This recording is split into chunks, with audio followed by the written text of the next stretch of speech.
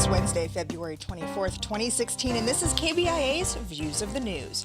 Our weekly roundtable on media behaviors comes to you from the Futures Lab studio at the Reynolds Journalism Institute. I'm Amy Simons, and here with me are my colleagues Mike McKean and Ernest Perry. On our program this week, just how bad is the diversity problem in Hollywood? We'll talk about a report out of the Annenberg School at USC that basically calls it a virtual whitewashing of the entertainment industry. An Oklahoma judge sentenced former cop Daniel Holtzclaw to almost 250 years in prison for serially raping black women while on duty. So what's behind that SB Nation profile that pretty much painted him a hero? And remembering Harper Lee and the impact her work has had on generations of writers and journalists. There's a lot more that hopefully we'll get to as well, but let's start with the battle between Apple and the FBI. It's been going on about a week or so. The FBI asked Apple to unlock the iPhone of the San Bernardino shooters so that the feds could seek evidence of terrorist activity. And Apple CEO Tim Cook said no, that the security features are in place for a reason, and that the tech giant wouldn't ostensibly create a new operating system that the feds could use to get into the data of any device, and in Apple's words, creating a back door that anyone with access and intent could break into somebody's phone. It's had a lot of people talking about the right to privacy, about what constitutes government overreach, and as you might imagine, NSA leaker Edward Snowden has come out in support of Apple's resistance. So too have Google and WhatsApp, which is a popular messaging service. But Microsoft founder Bill Gates, well, it sounds like he's kind of saying that Apple should comply. It's a good debate to be having. I'm hopeful that government safeguards, and it varies country to country, will be enough that people feel like this can work. And so we have a great public debate about that. Well, the courts are going to rule, and it'll be good to have that precedent. I do think people want the government to act on their behalf if they feel like the safeguards are there. So, Ernest, you and I had a very quick conversation about this yesterday. At that point, you hadn't yet heard about what Bill Gates had said, and you were shocked to hear that he had come out in support of the government. Yeah, I was a little bit shocked because, again, we're talking about the threat to national security versus the privacy of individuals. This sort of goes back to during the George W. Bush years, when there was a sort of data dumping of the cell phone information that was given to the NSA, and when journalists found out about it and reported it, the government said, "Wait a minute, we're here to protect national security." Well, this is the same kind of argument, and at that time you had people like Bill Gates and Steve Jobs and others, along with some of the people who were on the side of the phone companies, saying, wait a minute, we can't do this because that means that you have access to everyone. So we need to protect this. Now you have Bill Gates on one side saying, well, maybe this threat to national security may need to be really looked at in terms of how we're going to deal with the electronic information that people have on their phones and store on their phones. By the way, Bill Gates has said since then in an interview with CNN that his nuanced position about how we need to balance these interests got played off in a headline in the Financial Times as saying that he supported the FBI's case. So I don't know, that may be revisionist history on his part, but it is a very complicated issue. It isn't really just a simple privacy versus protection. There's a lot of wiggle room and gray area there. Yeah, and I think what people are concerned about is, okay, if you're talking about a one-time event here, in other words, Apple opening up this one particular phone, then people are going like, okay, this phone was held by terrorists, it should be opened, that's fine. The only problem is, as they announced this morning, there are several other phones in several other terrorist cases that the FBI would like to have open. Now you open up this Pandora's box of the FBI just wanting to open up phones in various cases and not just this one particular case. And the fact that by doing this, it sets a precedent that other countries can do this as well. And that's where Apple is going, well, wait a minute, if we let the U.S. do this, and we're a U.S. company, then that opens the door for China, it opens the door for India, it opens the door for Russia, and so on and so on. And the real problem to me is that now we've got Apple and the FBI questioning each other's motives, and that really colors how people perceive this story. I mean, Apple is saying basically, we trust the FBI, but what if this gets out? It's not just that other countries could get a hold of this, but so could hackers and criminals and other folks. The FBI is saying we would never do that, that we're only concerned about, protecting people. And yet these other cases you mentioned, the story in the New York Times, it's not that they were other terrorism cases where they're asking for the iPhones. At least in one of them, it was a drug case, a drug trafficking case. Why should we be giving up the privacy of our own personal encrypted data on our phones for something like that? Well, you could see it in drug cases. You might end up seeing it in human trafficking or in child pornography cases, that anything where there would be a digital record associated. And all of that, those are legitimate concerns. They really are legitimate concerns, and we should be trying to find a balance between the privacy and the protection issues. But unfortunately, our government's track record, as Edward Snowden and others have revealed over the past few years, puts it squarely on them to prove that they're actually being honest about this, that they're not going to use this as a backdoor.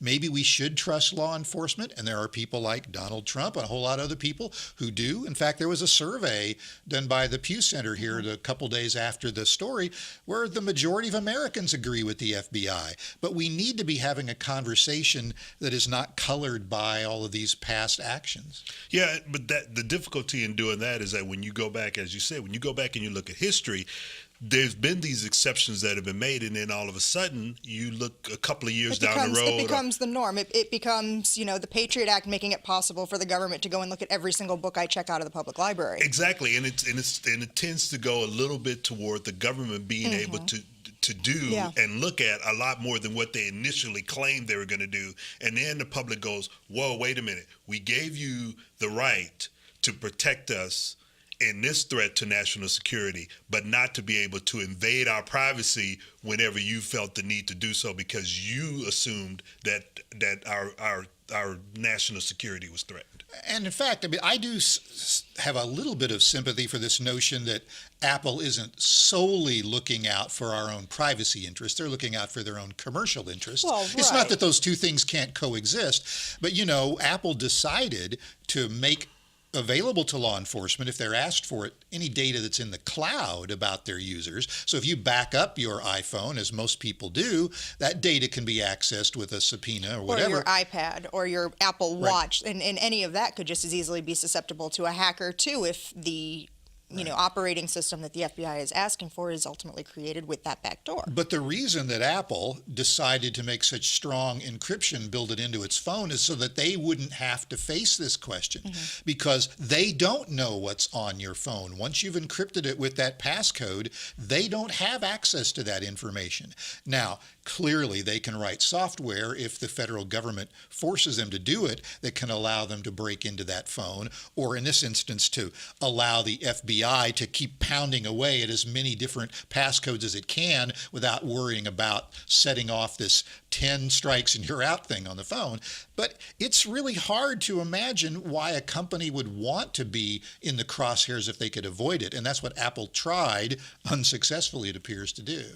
Well, it's going to be interesting because I think this is one of those cases that is going to find its way to the Supreme Court.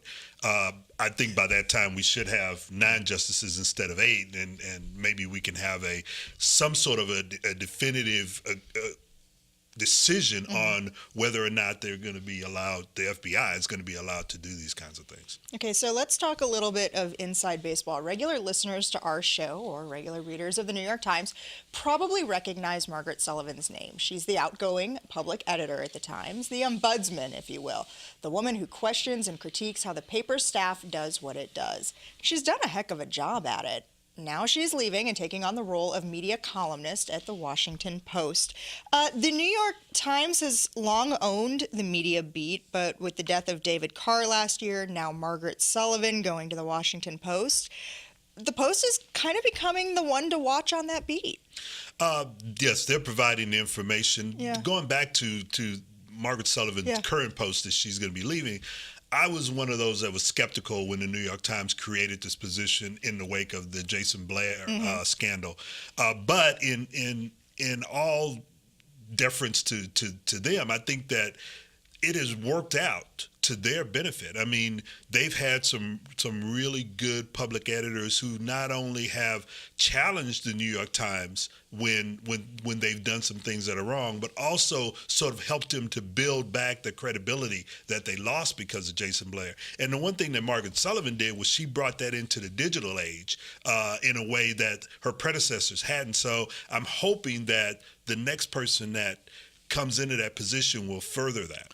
Yeah, it's a shame, from my way of thinking of it anyway, that we don't have more media organizations that have somebody who's doing this kind of watchdog function. I think PBS and NPR are the only broadcasters that do it. There's a handful of newspapers, including the Kansas City Star, that have an ombudsman. And what's really ironic about Margaret Sullivan, who did a great job, as you said, at the New York Times, going to the Washington Post, the Post got rid of their ombudsman a couple of years ago. And what she's going to be doing is being a media writer. I mean, she's going to write about the intersection of technology and journalism and all of that, but she's also going to write about pop culture in the media and a lot of other things that don't have to do with holding the Washington Post's feet to the fire.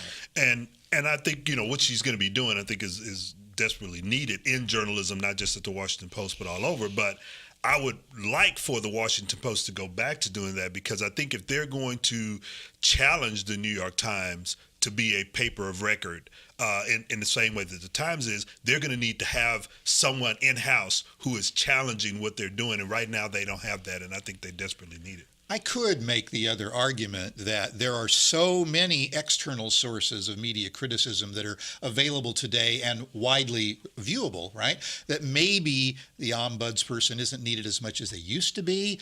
But I still think that most of those external sources who are critiquing the media are doing it with an axe to grind, not looking out necessarily for the best interest the other of the paper. part of it, too, is, the public editor could also be involved throughout that reporting and editing process, as opposed to the media critics that are out there, the three of us among them, who are playing Monday morning quarterback. It's after whatever act of journalism, good, bad, or indifferent, has been committed. Right, and when you have that in-house that's doing a very effective job, as Margaret Sullivan was doing at the Times, you're much more likely to get change within the organization, as opposed to when you have the Monday morning quarterbacking going on from the outside. Then these organizations become defensive, and they're less likely and resentful to change. of what they hear of what's said. Although, again, being an ombudsman is a really stressful job, because lots of times the newsroom is not inclined to want to take your advice. I mean, it's probably the biggest issue that Margaret Sullivan has weighed in on it consistently at the New York Times is the use of anonymous sources, and I don't really see, despite talk occasionally at the Times is going to cut back on that they really are. Okay, well, Sunday night is Oscar night, and just in time for Hollywood's biggest night, a damning report about the media and diversity and social from. Let me start this over. And just in time for Hollywood's biggest night, a damning report from the Media, Diversity, and Social Change Initiative at the University of Southern California's Annenberg School. I could throw a lot of numbers out at you because they counted them and surveyed a lot of films, of movies, of actors, directors, producers, etc., like in the tens of thousands. But numbers don't make for good radio, so before I lose you completely, get this. We're talking about 414 films and scripted series. 1/3 of the speaking roles were female. 28% were from minority groups. Mind you, that's 10% less than the actual makeup of the U.S. population. 2% of those speaking roles were LGBT identified. 7 were transgender, 4 of whom in the same series. Oscars so white? Please, this is Hollywood so white. Yeah, I would really encourage our listeners and viewers to go to our links blog. There's a link to the New York Times piece on this, where they actually talk to various actors. Was that not amazing? That was amazing, and they gave their own personal accounts of instances in which they felt that they were marginalized. And when going through that and looking at their quotes, I mean, Julia Roberts was one. There were other award-winning actors. The gentleman who plays in ABC's new comedy with the Asian family, he was on it. I mean, yes. I mean, it was it was just mind-boggling when you go through it. But here we are in 2016, and we're talking about this. I find it ironic that back 8 years ago, 9 years ago, we were talking about post-racial society with Obama's election, and now here we are going, wait a minute, I don't think we've made it there yet. And there's study after study after study that just shows that we haven't made as much progress as we claim. And with each to of these studies, it looks even more bleak.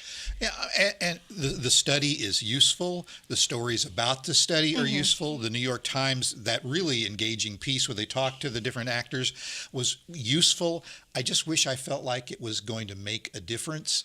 It's such a systemic problem in Hollywood. I mean, the entire power structure is old white male, and I don't know that these numbers or these stories around these numbers are going to make much of a difference in the short run, at least. Yeah, well, it's going to be very interesting to see what happens at the Oscars this coming weekend. How much of what we're talking about is going to play out in the drama that is the Oscars, because you have Chris Rock you have is Chris the Rock host. and I can't imagine that Chris Rock is not going to address this in his opening lines. I knowing who he is and what he's done in the past, I feel like that is probably going to be the most viewed part of the Oscars is what does Chris Rock say at the opening of that show? Well, in the political statements that come as a result of this, some of the actors and actresses that were in that, and directors and producers as well, that were in the New York Times piece. And if you take a look at it, it's kind of almost a tiled display that has these quotes and these anecdotes. Julia Roberts is the type of person you would see at the Oscars. Some of the others that were in there, his name escapes me at the moment, but the guy who played Bunk on The Wire, right. Some of in Treme as well, he was in that program. Some of the experiences that they shared, as people do win, and even as you see people who are white winning. The comments that you're going to hear in some of those acceptance speeches, we saw some of it in other awards shows already this season. Yes, that it's time for change, and the change has to come from within. And it's the people sitting in the room right here, right now, that can force that change. Well, so speaking of films, maybe you've heard of the new one that's coming out. It stars Tina Fey. It's a dark comedy that's called Whiskey, Tango, Foxtrot. And it tells the story of a news copy producer who ends up going to Afghanistan to cover the war. Miss Baker, this is an extreme environment. Grenade, down! I've seen people with actual experience make bad decisions here. You should let me interview you. But I do not know you. How can we get to know each other? Yes, kid, excellent. It's bananas. Here, I don't think I can do this. We are all here for a reason. So what's your reason? I just wanted out of my job. I wanted out of my mildly depressive boyfriend. What are we doing, Kim? Just wanted to blow everything up. That's the most American white lady story I've ever heard. So Tina Fey's character, Kim Barker, is actually a newspaper reporter who spent significant time in Afghanistan. There were some liberties taken in the film. For instance, in reality, Barker's a print journalist. Today she works for the New York Times and has been with ProPublica, the Chicago Tribune in the past. In the film, her character is a cable news reporter, which in some of the first screenings, we have seen some women reporters, Ann Curry among them, formerly of the Today Show with NBC News, who have had screenings and say that this movie hits a little bit close to home. Yeah, I mean, they say that, a lot of what you see in this movie, they went through and they experienced. I mean, some of it is sort of dark comedy, but they wanted to be out there covering war, and covering what was happening there. And many of them came at the perspective of, we want to cover it from the lived experiences of the people who are going through it, and not necessarily the shooting and the military and that sort of thing. So I think that perspective you see in this movie, and is one of the things that they sort of admire about what Tina Fey and the producers and directors of this movie are trying to do. And the movie is atypical in a variety of ways. I mean, one, you say it's a dark comedy about the situation in Afghanistan, and that's all very true. But Tina Fey, it took someone as prominent as her in the comedic world to be able to get this movie made. Because if you look at behind the scenes, it's not a lot of different from the topic we were just talking about. Male producer, male directors, male screenwriter, but she had the juice to get this made. That doesn't happen very often in Hollywood. And she'll probably have the juice to get people into the seats who may be expecting a very different type of film, with so many of Tina Fey's films of late kind of being the sister comedy. And some of those films, that this one has a very different... Well, I mean, the trailers that we're seeing, including the one that we just saw, shows the comedic part of it, the comedy of it. Which is what's going to get the Tina Fey fan in the seat. Exactly, which is what's going to get them into the theaters. But at least from when you go and you read the stories about it, it's more about here's some another side of Tina Fey that we don't necessarily get to see all the time. Well, I hope that does mean that people will embrace her in this type of a role, and maybe we'll see more of it. Daniel Holtzclaw, he's the Oklahoma police officer sentenced to 263 years in prison for serially raping black women while on duty. The sports website, SB Nation, wrote a pretty in-depth profile of Holtzclaw, focusing on his time as a high school and college football player. SB Nation has pulled this off of its website. The writer has issued an apology. The reporting has been called lopsided. There's an investigation going into it. What exactly happened? Well, first of all, the reporter, Jeff Arnold, who was a freelancer working for SB Nation, covered Holtzclaw the entire time that he was a college football player, was I think at Michigan State? Eastern Michigan. Eastern Michigan. So already he's got the blinders on and there's some bias there. I am curious, though, how, if he's right, this got by 4 different editors and then made it out on their platform. I mean, I will say this much. After the comments on social media came rolling in, at least the editor of the operation spared no language in criticizing with them. I mean, he said it was tone deaf, insensitive, wrong-headed, no disqualification, a complete failure. At least they owned up to it. But how did that make it Right. One of the online? comments that I saw on one of I believe the Gawker websites, affiliated websites, was in that statement calling for the internal review. Wouldn't that have been called editing in the first place? If it was that tone deaf, if all of these different failings had occurred, why wasn't that done ahead of time? That was the first thing that jumped out at me when I read the apology was, wait a minute, these are the things that you look for when you're editing a story. Does it have the right tone? Are you talking to all the individuals? Are you telling their stories from their lived experiences? And from what I'm reading here, it was his lived experiences and not anything about his victims, which, if you know, he was convicted of raping, 13 women over the course of several years. Heinous crimes. I mean, that he's going to serve 263 years in prison for.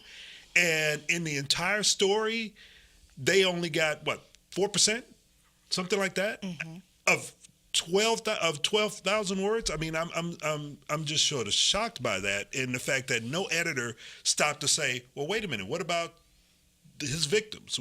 Where's their story?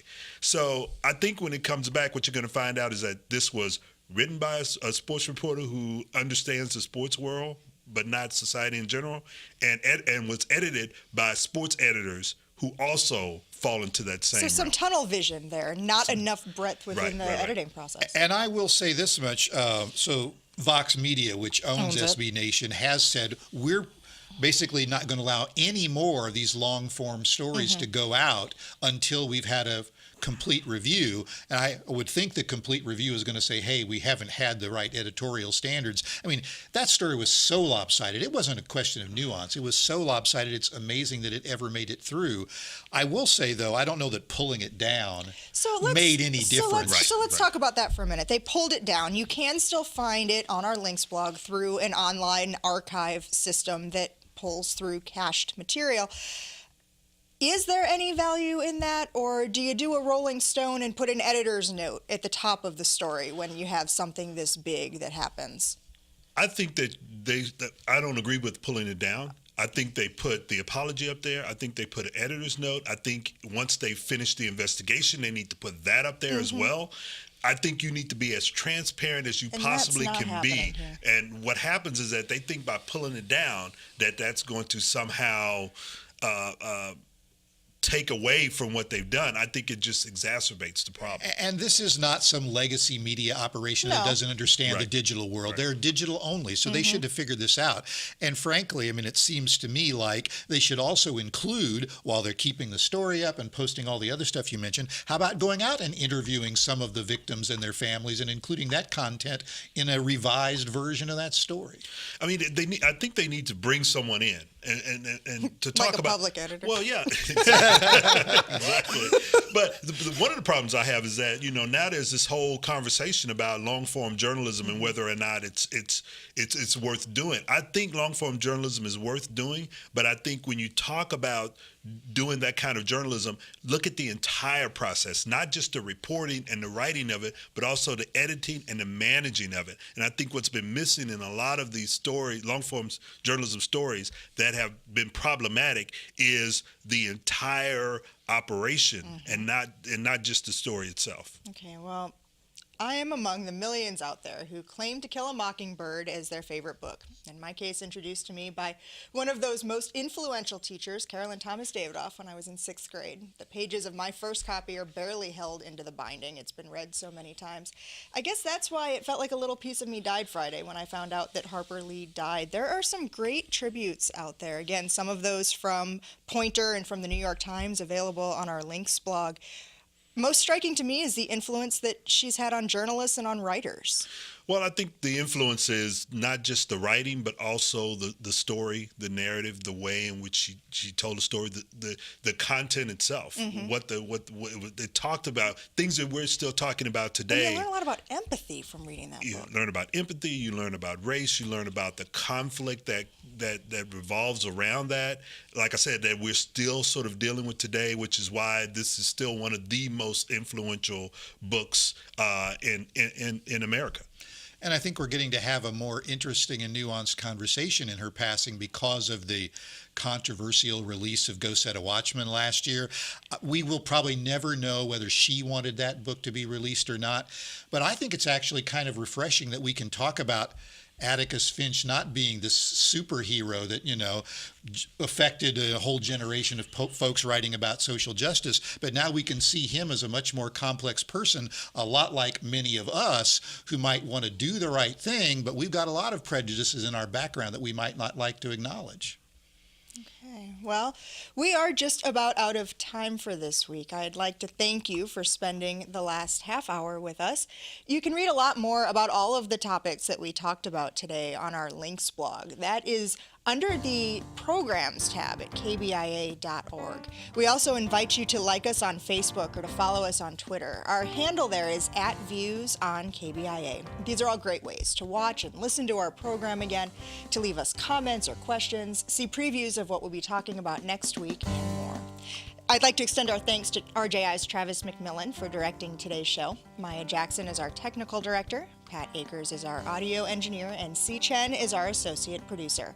I'm Amy Simons. Be sure to join Ernest and Mike again with me next week when we're with you for another edition of Views of the News.